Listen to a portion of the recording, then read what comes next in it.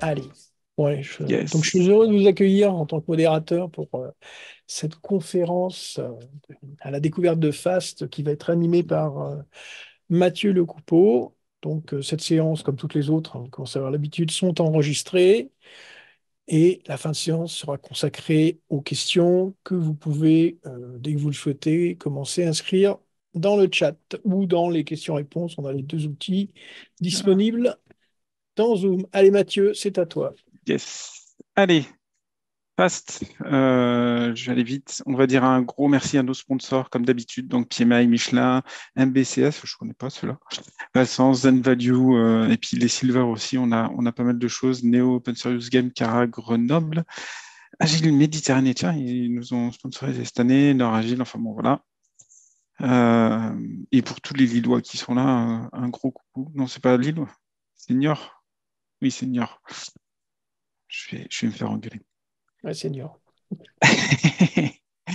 Euh, hop, mettre ça là, ça ira mieux.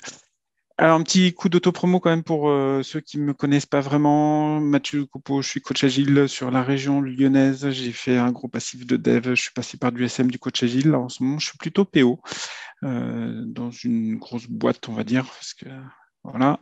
J'ai fait de l'organisation, Agile Lyon, Caraneo, Piaf un petit peu, mais vraiment de très loin. Malheureusement, j'ai pas vraiment réussi à m'y plonger trop dedans, vu que j'ai été beaucoup occupé. Sinon, ben, orateur, j'ai fait quand même pas mal de confs, Lyon, Nord, Nantes, Lille, Bordeaux, Aix, etc., etc. Je ne vais pas tous les dire. Et pour ceux qui ne le savent pas, je tiens un petit blog où il n'y a pas beaucoup d'articles pour l'instant, mais ça grossit petit à petit.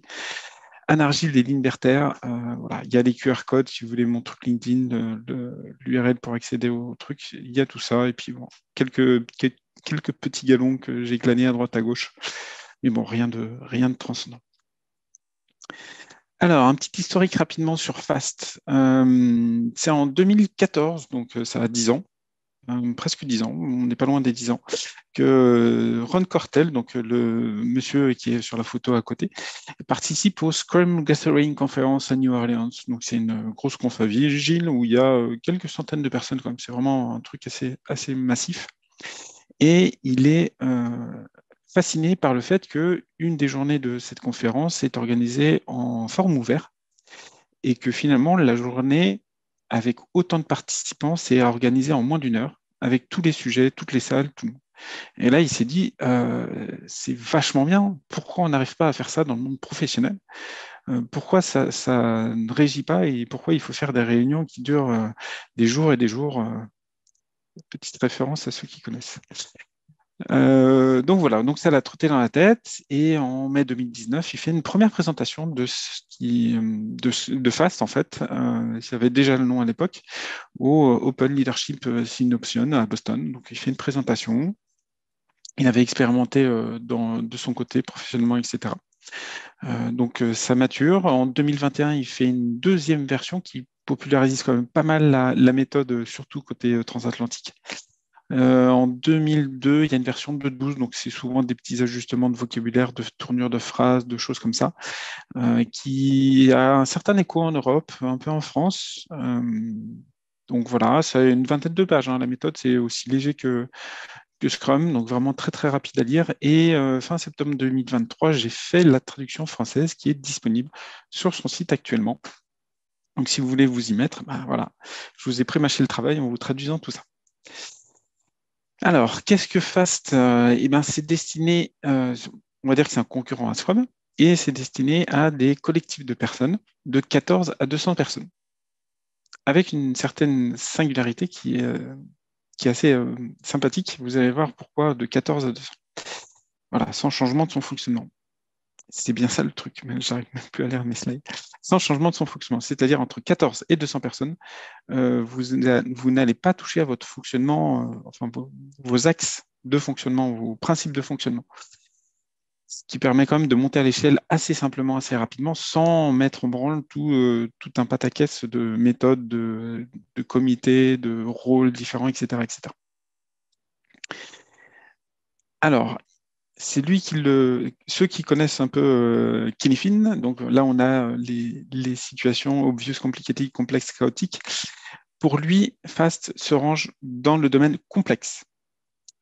et est là pour gérer justement les domaines complexes. Là où Scrum et Kanban sont pour Scrum entre complexe, compliqué et dans Kanban dans le compliqué, lui, Fast est vraiment dans le complexe pur. Alors, en quoi Fast est-il différent? Donc, comme je vous le disais, ça conserve le même fonctionnement, que ce soit à petite ou grande échelle. Et ça, c'est un point qui est quand même assez particulier et assez singulier, puisque en général, quand on commence à monter à l'échelle, il y a toujours des surcouches, de transverses, etc. Lui, il a réussi à sortir une méthode qui n'impose pas ce genre de détails. Ça ne se base pas sur Scrum, ce qui est plutôt pas mal, tout en étant un cadre aussi léger que Scrum. Donc, il faut vraiment le remplir avec des pratiques un peu plus concrètes derrière, mais vraiment, on est au même niveau que Scrum sur le cadre de travail. Il y a une diminution radicale du temps passé en réunion. Quand je vous dis radical, c'est qu'il y a une seule réunion. Donc voilà. Pour ceux qui connaissent Reinventing Organization de Frédéric Laloux, il s'est beaucoup aussi inspiré, enfin, il s'est beaucoup inspiré. Il a pris beaucoup d'inspiration dans ce livre-là et surtout sur le cadre de travail Opal. Ça transparaît dans le manuel. Il y a des références explicites dedans, carrément. Donc voilà. Ça forme les équipes autour du travail et non l'inverse, dans le sens où en général on fait des équipes et on essaye de le remplir avec des projets, des sujets, etc., etc. Là, c'est l'inverse. C'est on définit le sujet et les équipes vont se mettre autour du travail. C'est une logique un petit peu inversée de ce qu'on fait classiquement dans les organisations, mais c'est toujours très intéressant. Ça pousse fortement à l'autonomisation des équipes et du collectif. Quand je dis fortement, c'est qu'il faut vraiment avoir des personnes impliquées, moteurs, pour que ce cadre de travail fonctionne. Et facile à comprendre, à mettre en place. 20 pages. Ça parle de lui-même, c'est très facile, mais la mise en place est tout autre. Il y a toujours des petits ajustements, mais voilà, il voulait quelque chose d'accessible et pas qu'on ait des formations pendant X jours pour pouvoir mettre en place ce cadre. Alors, ça se base sur quelques piliers. Donc, il y a aussi des parallèles avec l'Agile Manifesto, des choses comme ça. Donc, vous allez retrouver les piliers. Après, on va trouver des principes, des valeurs. Donc, voilà. Donc les piliers. Système auto-organisé. Ça, c'est vraiment le postulat de base. On verra qu'il y a très, très peu de personnes chargées de l'organisation, en fait, de tout ça. Technique du forum ouvert. Donc ça, c'est vraiment sa réunion de base. Pour lui, c'était vraiment l'élément déclencheur qui a fait émerger cette méthode. Donc la technique du forum ouvert est un de ses piliers de ce travail, de ce cadre de travail. L'auto-affectation, vous verrez qu'il y a beaucoup d'autonomie et du coup, les gens choisissent leur travail alors qu'on ne leur affecte pas du travail. Gouvernance par la théorie Y. Donc là, il y a une petite image, enfin en bas à droite, il y a la petite image qui va bien. C'est deux théories qui s'opposent sur les théories sociétales. Hein. Le postulat des théories X, c'est-à-dire que l'homme est feignant par nature et il faut le pousser au cul pour qu'il travaille, donc il faut le contraindre et l'obliger à travailler pour être productif, alors que la théorie Y est plutôt l'inverse, c'est l'homme veut travailler, c'est dans sa nature, il faut le mettre dans de bonnes conditions pour qu'il produise le maximum de valeur sans le forcer et qu'il soit le plus heureux possible derrière. Voilà. C'est quelque chose d'assez fondamental aussi dans son truc. C'est vraiment un pilier. Adaptabilité et agilité, bien sûr, toujours. Et Lean Startup expérimentation, donc il fait bien la différence entre les deux. Et vous verrez qu'il pousse si bien dans un sens que dans l'autre pour justement améliorer son cadre de travail. Ces différents principes, c'est faire la chose appropriée. Donc ça, c'est un de ces gros trucs, c'est qu'il préfère faire de l'exploration, faire des POC, revenir en arrière, jeter ce qui a été fait, recasser, mais faire la bonne chose au bon moment. Et pas faire de l'over-engineering, de l'over-conception, enfin tout ça, tout ça. Il veut faire les choses en son temps pour minimiser le travail inutile. Mentorer et être mentoré. Ça aussi, c'est un de ces dada, c'est dans le sens où on peut être expert dans quelque chose, mais on ne peut pas être expert dans tous les domaines qui touchent au projet, au produit. Donc forcément, on va être mentor, mais on peut être aussi mentoré par quelqu'un d'autre sur un autre aspect du projet. Ça, c'est quelque chose qui est assez poussé aussi.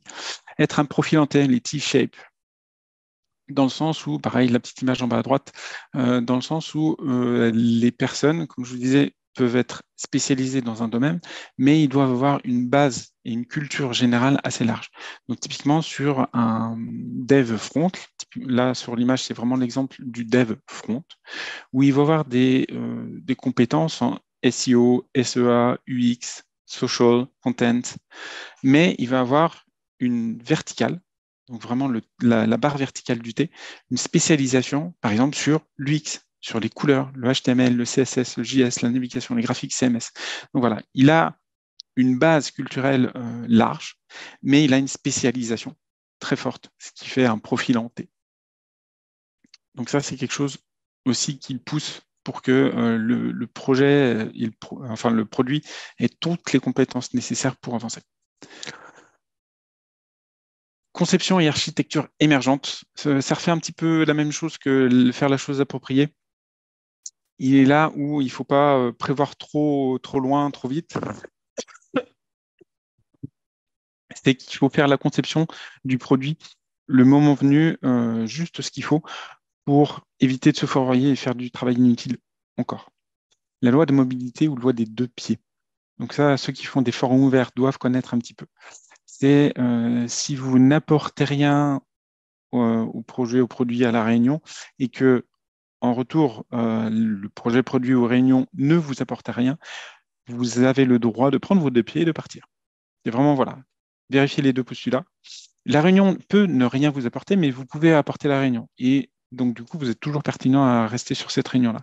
Et inversement, la réunion peut vous apporter sans apporter, sans que vous apportiez des choses. Donc, vous pouvez aussi rester sur la réunion. Mais voilà, si les deux postulats ne sont pas remplis, passez à autre chose.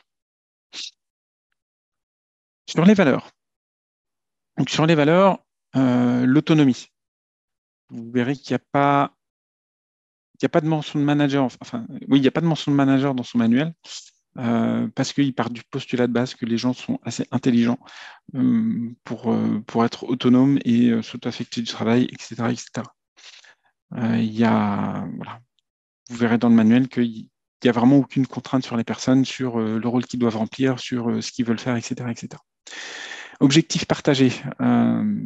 Il a bien mis le doigt sur le fait qu'il faut répéter, répéter, répéter et répéter et encore répéter tout le temps et toujours les objectifs et la vision que l'on a du produit pour que les gens puissent s'aligner dessus. Donc ça, c'est vraiment quelque chose de fondamental pour lui, c'est la communication. Il faut qu'elle soit vraiment claire, transparente et accessible. La maîtrise, l'excellence technique, collaboration, auto-organisation. Alors, je vais refaire un petit peu dans l'autre ordre. Auto-organisation, vous verrez avec le forum ouvert, comme je vous disais avant, c'est les équipes qui se forment autour du travail et non l'inverse. Sur la collaboration, vous verrez qu'il ne pousse à ne pas avoir d'équipe fixe, c'est des équipes fluides. Et là-dessus, c'est aussi quelque chose de très important. Donc, il doit y avoir une forte collaboration d'entraide, de mentorat, etc., etc. Donc, vraiment de la collaboration.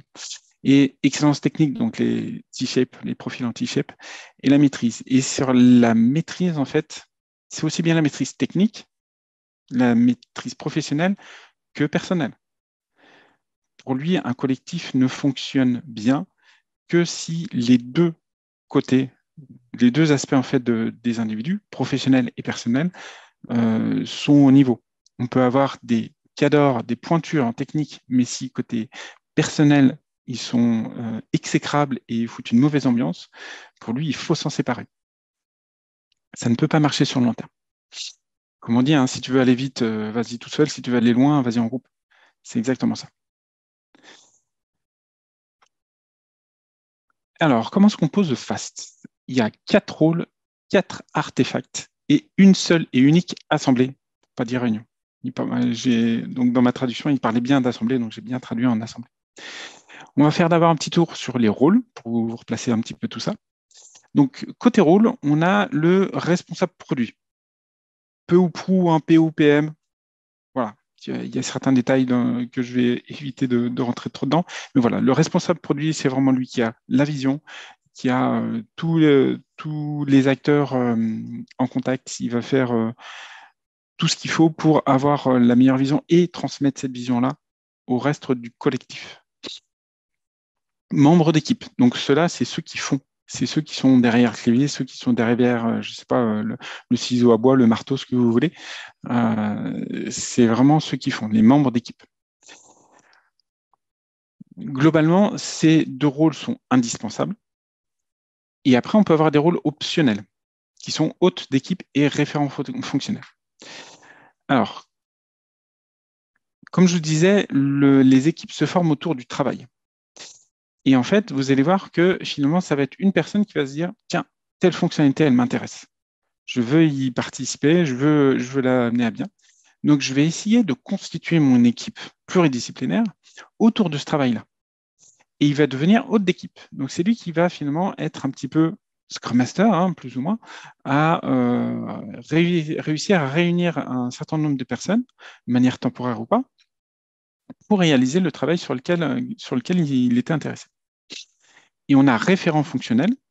Donc là, ça va être quelqu'un qui va avoir une connaissance fonctionnelle un peu plus pointue ou qui a duré quelques cycles de valeur. Donc on ne parle pas de sprint, mais on parle de cycle de valeur. Voilà, qui va faire un peu le suivi de cette fonctionnalité-là. Ce n'est pas un PO, ce n'est pas un BA, c'est vraiment un membre de l'équipe. Donc, c'est quelqu'un qui va quand même coder, mais derrière, il va avoir une connaissance fonctionnelle un petit peu plus pointue ou un peu plus étendue que les autres personnes pour pouvoir justement mener à bien, expliquer, etc. Il n'est même pas obligé de rester tout le temps sur la fonctionnalité concernée. Il peut être vraiment sur une autre tâche, sur une autre équipe pour justement diversifier ces choses, mais on va le solliciter de temps à autre si nécessaire pour avoir des explications et aller un petit peu plus loin. Donc ça, on a vraiment 4 rôles. Donc vous voyez, pas de manager, pas de produit transverse, pas de rien. Il y a vraiment, on a le PO, qui est un cas particulier, il peut être aidé par des assistants, et après, on a tout de suite l'équipe de travail. Les artefacts, on en a 4. Alors, le plan produit. Le plan produit, c'est peu ou prou un story mapping, user story mapping, à un petit peu arrangé, mais c'est peu ou prou ça. Donc, c'est pour. Alors, il recommande de faire du visual management, évidemment. Donc, vraiment pour donner la vision d'ensemble du produit à tout le monde, que ce soit facilement accessible, facilement compréhensible et mise à jour en direct, etc., etc. Donc, vraiment, le plan produit, il faut le voir comme un user story mapping un petit peu plus poussé. Ensuite, on a la bourse du travail. Vous allez voir, c'est justement cette réunion, ce réunion du collectif, cette assemblée qui va vous permettre d'aller choisir votre travail. On a les accords du collectif. Comme je vous disais, pour lui, le pro et le perso doivent aller de pair. Donc, pour que tout le monde puisse travailler de manière assez sereine, il leur recommande, même il impose dans sa méthode, en fait, d'avoir des accords du collectif. Ça peut être des accords techniques, genre on est obligé de faire une revue de code, on est obligé de faire une démo, voilà, des choses comme ça. Mais ça peut aussi être côté plus organisationnel. C'est les télétravails, c'est seulement si vous remplissez tel critère, ça va être seulement tel jour. Je ne sais pas, ça peut être vraiment tout et n'importe quoi à côté organisation personnelle du travail là-dessus. Mais ce document-là, il n'est pas issu d'un manager ou quoi que ce soit, c'est vraiment issu du collectif qui va le construire ensemble, qui va le modifier, qui va le faire évoluer ensemble. Ce n'est pas quelque chose de figé non plus. Et du coup, vous en doutez, si vous n'êtes plus en accord avec les accords du collectif, vous pouvez soit demander à le faire modifier pour vous retrouver dans une situation, dans une sécurité psychologique adéquate, soit vous pouvez carrément changer de projet. Et enfin, le 4e artefact, qui est sûrement celui qui est le plus utilisé dans sa méthode, ce sont les arbres d'exploration, les arbres exploratoires. Dans le sens où, quand vous allez travailler sur un sujet, une fonctionnalité, vous allez avoir la feature X et vous allez la décomposer en petites tâches, sous-tâches, sous-sous-tâches, enfin ce que vous voulez. Ça peut être une très très grosse fonctionnalité, genre paiement en ligne, et puis vous allez décomposer par chèque, par virement, par Bitcoin, par carte bancaire, et puis vous allez tac tac tac faire des sous-sous-tâches pour vraiment arriver à ce que doit faire le développeur dans sa journée, dans sa semaine, etc. sachant que cet artefact-là peut faire l'objet en fait d'un groupe de travail. Quand je vous disais que les équipes se forment autour du travail, c'est pas forcément que de la ligne de code ou que quelque chose de productif et de palpable. Ça peut être aussi une étude, un POC, une vision, une exploration, faire des armes exploratoires justement sur des fonctionnalités particulières fait partie du travail. Voilà. Et enfin, l'assemblée. Donc là, c'est la pièce centrale, la pièce maîtresse de cette méthode, c'est vraiment l'assemblée. Donc, comme je vous dis, on se base sur les forums ouverts. C'est Open Space Technology en anglais. Donc, l'assemblée combine la technique du forum ouvert. Donc, pour rappel, dans les forums ouverts, nous avons des animaux totems qui sont les papillons et les abeilles. Donc, c'est deux rôles particuliers en fait dans ce genre de forum. D'un côté, nous avons les personnes qui vont aller butiner à droite à gauche sur les différents sujets pour collecter, faire de la transmission d'informations, peut-être chercher simplement son point d'intérêt. Et on va avoir les papillons qui vont justement essayer de consolider, qui vont essayer de résumer, qui vont... Voilà. C'est deux rôles un petit peu différents. Et on a bien sûr les quatre principes du forum ouvert. Donc quand ça commence, ça commence. C'est-à-dire si vous n'étiez pas là, et ben, tant pis, c'est les bonnes personnes qui sont là. Et les personnes qui sont là sont les bonnes personnes, puisque ça va être les personnes intéressées, c'est les personnes qui vont prendre le temps et prioriser la fonctionnalité au niveau requis pour assister à ce genre de réunion. Quand c'est fini, c'est fini. Dans le sens où s'il y a des décisions de prise, on ne revient pas dessus. On n'essaye pas de refaire la discussion après autour du café ou derrière. Enfin voilà, c'est quand la discussion c'est fini, on évite de continuer à droite à gauche, de faire des petits sous-groupes pour justement éviter d'avoir des non-dits, de la mauvaise communication, etc. Et ce qui arrive, et la seule chose qui pouvait arriver, c'est qu'il ne faut pas avoir de regrets. Si vous vous rendez compte que ce sur quoi vous étiez mis d'accord, que vous avez avancé, que vous avez travaillé, n'est finalement pas la meilleure voie, eh ben, libre à vous de changer de voie, de changer de cap pour revenir sur la bonne chose. Mais il ne faut pas avoir de regrets sur ce qui a été fait, sur ce qui s'est passé durant cette réunion-là. Donc l'assemblée, forme ouverte, plus auto-affectation, open allocation community. Donc là, sur l'image, je vous ai mis closed allocation et open allocation. C'est pour vraiment vous faire la différence entre les deux mondes. La closed allocation, c'est souvent quelqu'un qui va avoir la vision, qui va les décliner en initiative, qui va les décliner en projet et qui va faire des tâches. Et derrière, il va affecter des personnes à tout ça. Alors que sur l'open allocation, on partage la vision et on laisse les gens autour, qui gravitent autour, adhérer à cette vision-là. Il faut qu'ils adhèrent à cette vision et qu'ils puissent par eux-mêmes décliner cette vision en petits projets, en petits sous-groupes, en fonctionnalités qui vont eux-mêmes s'auto-organiser, s'auto-affecter le travail et le réaliser. Ce point de vision, justement, dans cette assemblée, en fait, est très important puisqu'il faut éviter de faire du travail en doublon ou du travail inutile, certes, mais il n'est pas interdit quand même d'avoir deux groupes de travail qui ont une vision différente d'une fonctionnalité et qui puissent avancer sur leurs deux sujets en même temps. Ce n'est pas interdit. Donc ce système d'open allocation, il a quand même des avantages. Déjà, les personnes qui vont être sur le travail, vous êtes sûr qu'elles sont motivées, puisqu'elles se sont elles-mêmes mises là-dessus. Et même si elles ne sont pas les plus motivées du monde, elles vont se dire, c'est la moins mauvaise solution que j'ai trouvée, le moins mauvais sujet que j'ai trouvé, donc je vais quand même y investir et ça sera peut-être le mieux pour moi. Donc là-dessus, vous n'avez plus des gens qui vont traîner des pieds, qui vont aller à reculons, etc. Vous êtes sûr que là-dessus, il y a beaucoup moins de problèmes de motivation. Côté partage de connaissances aussi, ça va beaucoup mieux. Quelqu'un qui est affecté dans une tâche, qui dépend d'un projet, qui a sa tâche, ne va pas avoir la vision de ce que fait une autre personne qui est complètement à l'autre bout des projets, complètement à l'autre bout des tâches. Là, comme il y a beaucoup moins de strates, beaucoup moins de maillons entre les deux, eh ben, la communication se fait beaucoup plus facilement, rapidement. Et il n'est pas interdit de changer de groupe. Si finalement le sujet qu'on avait choisi eh ben, il ne nous plaît pas tant que ça, ou on n'apporte pas beaucoup de valeur, ou on se fait appeler par quelqu'un d'autre en disant, écoute, on a vraiment besoin de toi parce que là, il y a un point dur et on sait que tu as les compétences. C'est pas interdit de changer de groupe. La responsabilisation, vu que c'est des personnes qui se mettent autour d'un travail, et souvent une personne qui va essayer de regrouper des personnes autour de ce travail-là, il y a une forte responsabilisation des équipes. Pas de silo, pas de SPOF, il n'y a pas d'équipe fixe. Donc normalement, vous n'avez pas une personne unique qui tient un bout de code dans son coin et qui est le seul maître à bord. Tout doit être accessible à tout le monde tout le temps. Donc là-dessus, cassage de silo, c'est même pas possible d'en faire finalement. Adhérence à la vision et aux objectifs. Bah, là, on est en contact direct de la personne qui nous donne la vision. Donc forcément, si on n'y adhère pas, soit on lui fait des critiques, soit on lui fait des remontées assez directes.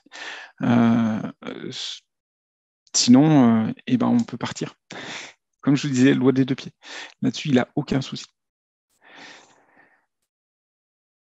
Moins de pertes.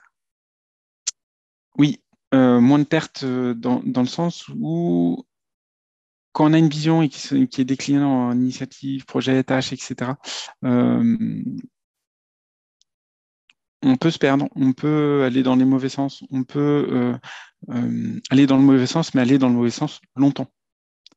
Dans le sens où il y a, si quelqu'un qui a la vision la partage et la décline en initiative et il charge une personne de faire l'initiative qu'il a décidée, cette personne-là, elle va essayer d'aller au bout de la vision, au bout de l'initiative, parce que justement, son responsable lui a dit il faut le faire.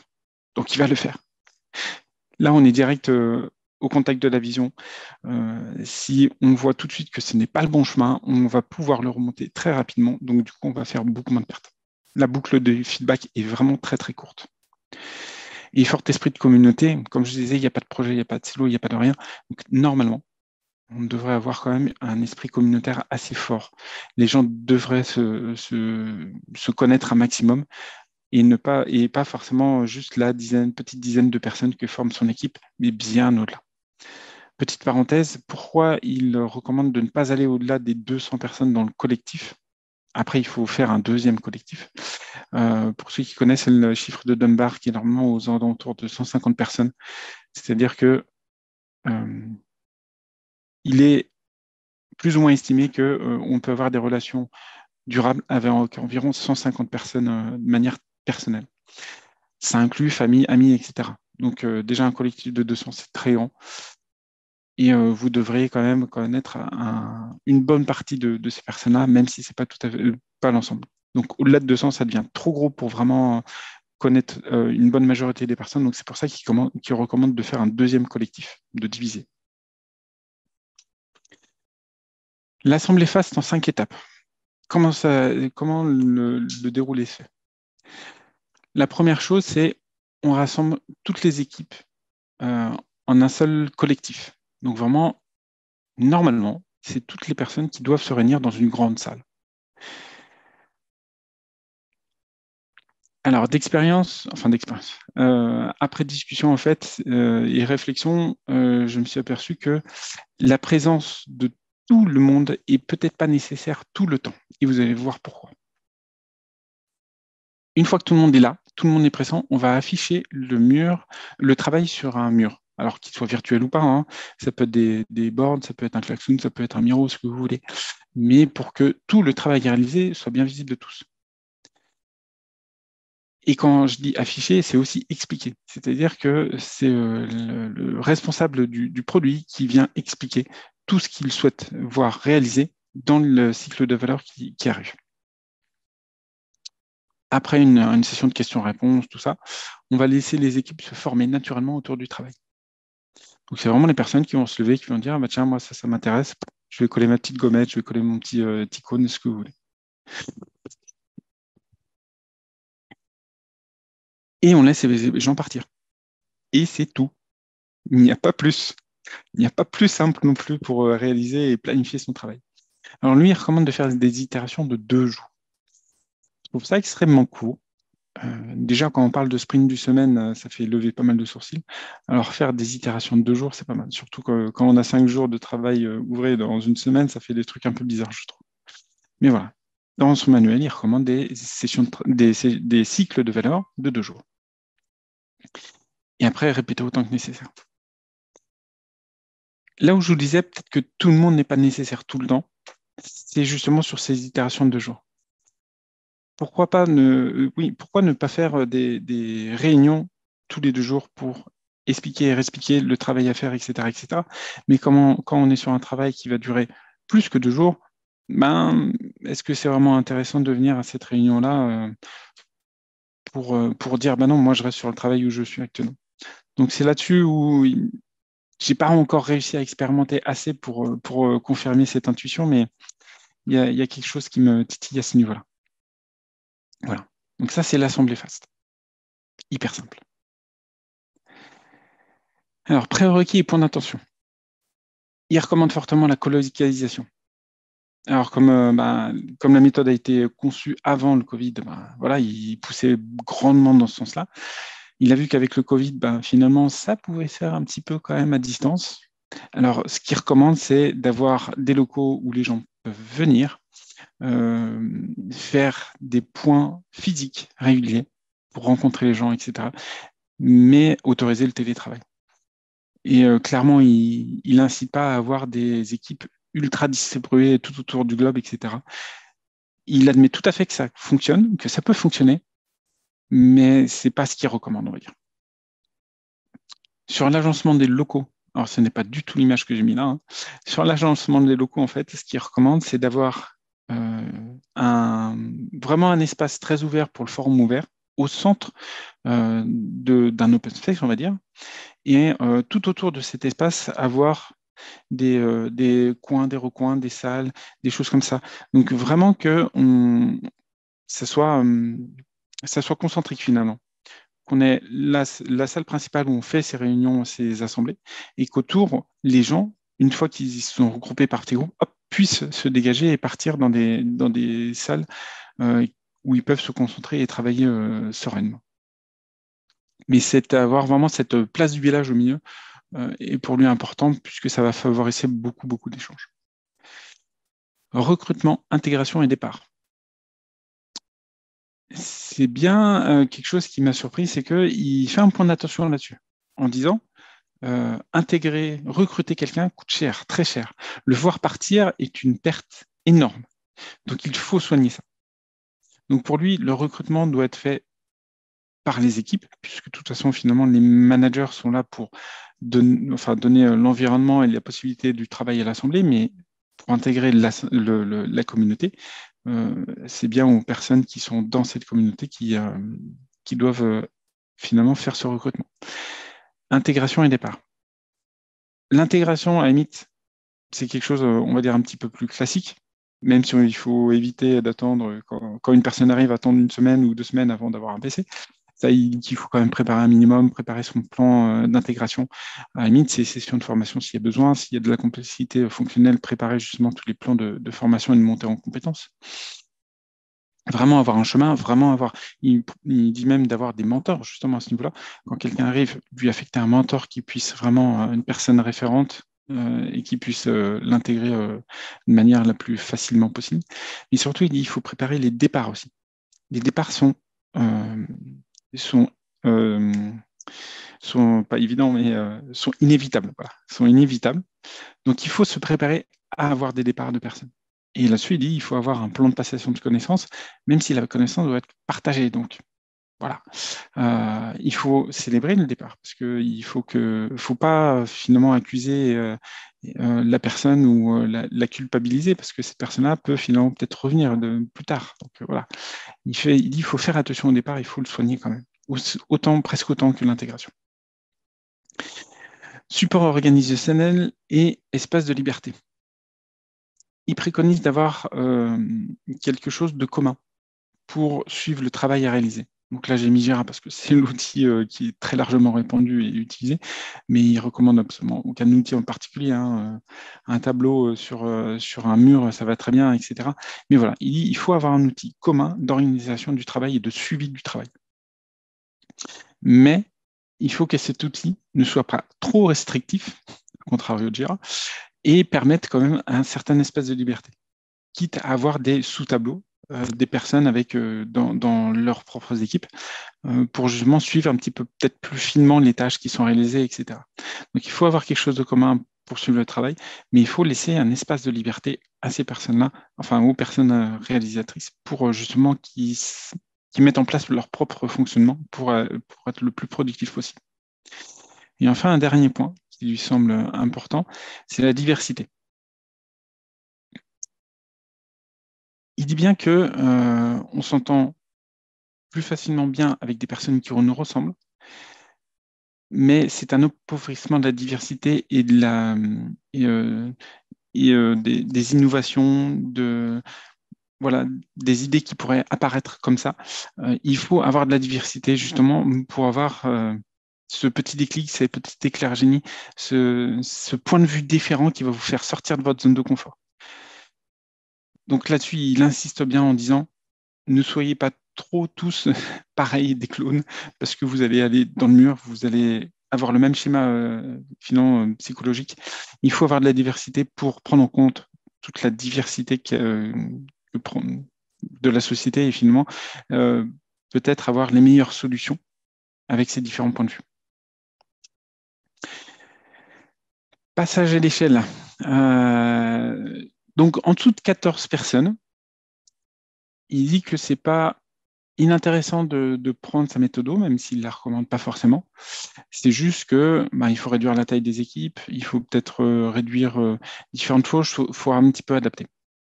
Pour lui, entre 14 et 150 personnes, c'est le fonctionnement classique. Hein, vous prenez le manuel, vous pouvez l'appliquer. Il ne devrait pas y avoir trop de problèmes. Au-delà de 150 personnes, il commence à scinder, il recommande à scinder le collectif en 2 ou en plus. Mais il dit qu'on peut pousser quand même l'exercice jusqu'à 200, mais c'est vraiment l'extrême limite finalement. Hop. Et pour toute l'entreprise. Alors, là-dessus, en fait, lui, dans son idéal, il dit toute une entreprise peut fonctionner sous forme système fast. Donc finalement, on va se rapprocher de l'holacratie, des choses comme ça pour ceux qui connaissent. Mais il dit ils ne sont pas forcément incompatibles avec d'autres systèmes de gestion d'entreprise classiques. Donc là-dessus, il laisse la porte ouverte. Voilà. Qu'est-ce que j'avais d'autre après? Ah, yes. Opale. Donc là, vous avez la petite image du livre de Frédéric Laloux. Et il pousse clairement en fait à dire, voilà, c'est... comment dire? Oui, c'est pour vous dire en quoi en fait finalement Fast se rapproche d'un système Opale. C'est que dans ses écrits, pas forcément dans le manuel, mais dans ses écrits, il pousse à lire ce bouquin de Frédéric Laloux pour avoir finalement tous les schémas d'organisation sociétale et de voir comment on peut arriver justement à appliquer Fast de la meilleure manière possible qui soit, c'est-à-dire avec de l'autodétermination, des niveaux d'autogestion, d'autodirection, etc., etc. Et c'est vrai que Fast fait la part belle à ce genre d'organisation. Et voilà, c'est essayer de lier les deux, pour lui, a complètement du sens et il pousse même dans ce sens-là. Les accords du collectif peuvent les documenter. Oui, c'est une fois qu'on a son organisation, ses règles de vie en communauté, il faut les mettre sur papier. Ah, le chiffrage. Petit point sur le chiffrage, en effet, parce que ça, c'était une question qu'on m'avait posée avant. C'est bien sympa, mais en fait, sur les réunions, sur les assemblées comme ça, comment on fait du chiffrage? Comment on peut faire de la prévisibilité, de la planification, enfin voilà, de la projection sur le long terme, etc. Eh ben, il fait confiance à la sagesse des foules. Je sais plus comment c'est en wisdom, je sais plus comment c'est en anglais, mais bon. Dans le sens où il faut pas s'embêter. Il dit même le poker planning, en fait, c'est quelque chose de presque trop lourd. Et il dit, faites un main levée. Dites, voilà, au dos mouillé. Et puis, de toute façon, là où vous aurez sous-estimé, il y a d'autres tâches où vous aurez surestimé, et ça va se lisser. Donc, faites confiance à la majorité. Posez 2, 3 questions à 5, 6, 10 personnes et voilà, faites la moyenne finalement des chiffres qui vous disent et vous devriez tomber pas trop mal. Amélioration continue, ça c'est aussi un gros point qui met en avant. Donc vous avez vu qu'il ne recommande pas forcément de faire des démos, des rétros, des choses comme ça. Alors c'est un petit point que c'est vrai que j'ai passé sous l'insens, mais sinon j'allais passer trop de temps. C'est que sur les assemblées, en fait, lors des réunions, il est intéressant de faire des démos, mais de manière très pertinente. Lui, il ne pousse pas à faire des démos systématiques sur tous les sujets, sur toutes les fonctionnalités. Il dit, si un groupe veut faire une démo, il est le bienvenu, mais il n'y a aucun caractère obligatoire. Bon, voilà. Par contre, il dit que justement sur les types de rétro, ça peut se faire aussi bien par groupe de travail qu'en assemblée, mais ça ne doit pas avoir un caractère ni obligatoire ni régulier. Ça doit vraiment être fait, ça doit être déclenché euh, quand il y a un ressenti, quand il y a la nécessité de le faire. Et enfin, excellence individuelle et technique. Comme je vous disais, la partie pro et perso. Pour lui, tout doit être mis en place dans le collectif pour que techniquement, professionnellement, les gens soient tirés vers le haut. Mais tout doit être aussi mis en place pour qu'il y ait de la sécurité psychologique, qu'il y ait des règles de vie communes, partagées par tous, et que voilà, les gens viennent de manière apaisée, dans un havre de paix, au travail. Et les deux doivent être fortement liés. Et que même si, comme je vous le répète, hein, même s'il y a quelqu'un qui est au-dessus de tout le monde techniquement, s'il est exécrable socialement, il ne faut pas le conserver. Alors, quand je dis il ne faut pas le conserver, il ne faut peut-être pas le conserver tel quel. Peut-être charge au collectif de lui faire comprendre ses dérives, de lui faire comprendre, de lui proposer des solutions pour le ramener dans le droit chemin, on va dire. Mais voilà. Et enfin, petite image que j'aime bien. Ah, j'ai fait vite là, j'ai parlé trop vite aujourd'hui. Donc là, pour ceux qui connaissent, vous reconnaîtrez Fast, Unfix et Accelerate dans les petites icônes avec une petite image de fixe. Vous pouvez avoir les meilleures méthodologies du monde, les meilleures implémentations du monde. Si votre capitaine de navire vous fait foncer droit dans le mur, vous y irez. Donc, ne faites pas une confiance aveugle à la méthode. Posez-vous toujours la question de est-ce que là où je vais est toujours le bon endroit et à la bonne vitesse. Et c'est tout. Je Merci suis Mathieu vraiment pour cette allé vite. conférence. Tu as vu les feedbacks. Il y a quelques Non, questions. alors j'ai pas vu, c'est vrai que j'ai pas cliqué sur les trucs, donc j'ai pas. Alors, typiquement, une première question qui était quels sont les avantages et Ah, pardon. inconvénients de face par rapport à Scrum? Question inverse, quel est l'inconvénient majeur par rapport à Scrum? Donc, avantages et Euh, inconvénients. ouais. Alors, par rapport à Scrum, euh, déjà, il recommande des boucles de feedback plus rapides. Ce qui peut être bien, comme pas bien, mais voilà, c'est un avantage inconvénient, on va dire. Et, il y a moins de formalisme, ce qui est plutôt un avantage pour des personnes qui sont très à même, très au fait de l'agilité et qui sont responsables. Je ne m'aventurerai pas à faire du fast avec des personnes déjà un peu récalcitrantes à faire de l'agilité, clairement. Donc pour moi, Scrum définit plus de choses, plus de rôles, ce qui permet de cadrer un petit peu mieux le déroulé de tout ça. Fast est plus léger que Scrum, et du coup, ça peut être bien, parce qu'on peut l'adapter à sa sauce, comme pas bien, on peut vite faire des dérives. Donc voilà. Euh, Après, le fait que ce soit euh, les personnes qui choisissent le travail sur lequel ils veulent le faire, je trouve ça très intéressant. C'est vraiment quelque chose qui est plutôt intéressant, je trouve. Le fait de ne pas avoir d'équipe fixe, voilà, d'être très fluide là-dessus, etc., etc. Itération de valeur, en effet, c'est bien 2 jours dans son manuel. Maintenant, il laisse la souplesse. Il y a rien qui est vraiment prescriptif dans son manuel. Il dit, voilà, je vous recommande ça, je vous recommande ça, je vous recommande ça. Mais il dit bien, 2 jours, ça peut être pas mal. Moi, je trouve ça court. Après, ça dépend comment c'est organisé. mais pourquoi pas. Quelle est la durée d'une assemblée et à quelle fréquence y en a-t-il? Alors, fréquence, il recommande 2 jours. Et durée, ça dépend du travail à faire. Il n'y a pas de durée recommandée dans son manuel. Maintenant, personnellement, si l'assemblée elle dure plus d'1 heure, je trouverais ça long. Parce que ça veut dire 1 heure tous les 2 jours. Ça fait commencer à faire long, je pense. Je vois qu'une V3 est sortie. Un projet de trad. Oui, oui, oui, c'est vrai que quand j'ai fait ma trad, c'était la 2.12. Il a refondu son site. Il est en train de monter des certifications, des choses comme ça. Donc, ouais, s'il sort une V3, je serai le premier à traduire tout ça.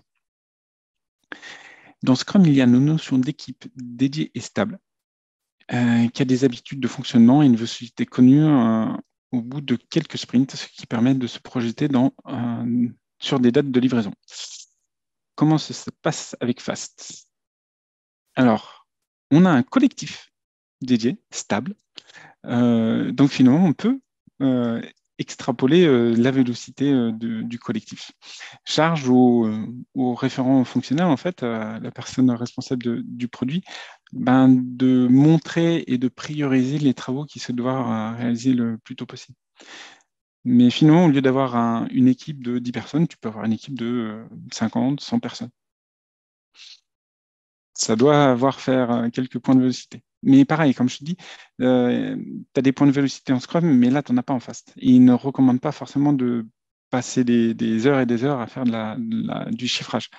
Donc là-dessus, voilà, il n'est pas fan des métriques dans tous les sens. Pour lui, les personnes sont de bonne foi, sont motivées. Donc, si elles font un travail en 5 jours, c'est parce qu'ils devaient prendre 5 jours. L'assemblée peut durer combien de temps? Donc, j'ai un peu répondu. Là, Mathieu, tu as expérimenté En une implémentation? expérience Fast. Ah, j'essaye, je milite. Chez le client où je suis actuellement, alors, dans le client où je suis actuellement, il y a 3 équipes qui ne font pas du Scrum, qui sont plutôt orientées XP, Craft, etc. J'aurais présenté la chose. Voilà, il y a une certaine réticence. Donc, je ne m'amuserai pas à expérimenter la chose si je n'ai pas l'accord d'une majorité de gens ou même des responsables, parce que je ne suis pas responsable sur le projet. Et malheureusement, j'ai présenté. Il y en a qui ont dit, ah, ça a l'air intéressant. Il y en a d'autres qui ont dit, ouais, mais bon, ça veut dire que tous les 4 matins, je peux me retrouver à côté de Jean, Paul, Jacques, Luc, pour faire autre chose. Voilà, il y a certains casiniers. Donc, malheureusement, je n'ai pas pu expérimenter. Mais j'aimerais bien. Voilà, voilà. Quoi d'autre dans le chat? Je ne sais pas s'il y a des choses. Dans le chat, tu avais déjà ton expérience sur le sujet. Il y a peut-être quelque chose d'un peu ancien il y avait une remarque, c'était ça ressemble beaucoup à Safe et au PI Planning, mais ils Alors, n'ont pas eu de contexte. Mais si tu vois une analogie, je comprends dans le sens où on regroupe tout le monde dans une même pièce. Alors, le PI planning, c'est pas tous les 2 jours, hein, c'est tous les 3 mois, quatre itérations. C'est pas que les PO qui. Alors, la seule analogie, c'est de rassembler tout le monde dans une même pièce et voilà, pour décider du travail à faire. Mais on ne va pas s'embêter avec de trouver des dépendances entre équipes, puisque finalement les équipes se forment autour du travail, donc il n'y aura pas de dépendance entre les équipes normalement. Pareil pour les compétences, toutes les compétences sont sur le plateau, donc au référent d'équipe, à l'hôte d'équipe de regrouper toutes les compétences derrière. Et puis le PI planning, c'est pas mal formalisé, là c'est très très ouvert, quoi. C'est très très ouvert. Donc le parallèle, je pense qu'il est trop, et pas très. Voilà. Merci à Eric d'avoir envoyé le lien. Oui, ouais, ouais. Et même sur la 2.12, en fait, il y a quelques coquilles qu'on m'a remontées et j'ai pas eu le temps de corriger. Ah, le flashcode ne fonctionne pas. Flûte. s'il marche, je l'ai essayé, il marche. Ah, bon, ok, Donc voilà. après, je ne sais pas quel est le problème, mais il fonctionne. Ouais. que pour ceux qui auraient un petit souci, faites une copie d'écran ou gardez l'image et après, Ouais, c'est peut-être le lecteur de QR code qui a un problème. c'est possible. Est-ce qu'il y a d'autres questions? On est à 50 minutes. Toi, je rattrape le temps. Ah, le code ne fonctionne pas. Est-ce que Fast est plus recommandé avec des personnes XP que des juniors? Ouais. Alors, euh, en fait, même dans l'assemblée, dans le collectif Fast, il vaut mieux avoir un mélange des deux. C'est ce qui est plutôt bien, parce que des T-shapes en junior, il n'y en a pas tant que ça, alors qu'ils recommandent quand même avoir des T-shapes sur les profils. Euh, des juniors, je pense qu'ils vont adhérer plus facilement à ce genre de méthode. Des expérimentés, s'ils sont moteurs, il y a aucune contre-indication pour moi, donc à voir. À voir, à voir, ouais.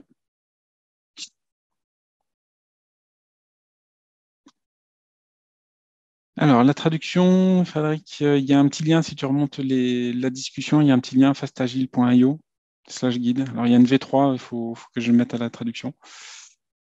Mais voilà. Mais clairement, ouais, ça demande un certain niveau de maturité là-dessus. Écoutez, merci à tout le monde et puis bonne fin de première journée sur Ouais. la conférence suivante. Bonne journée à tout le monde.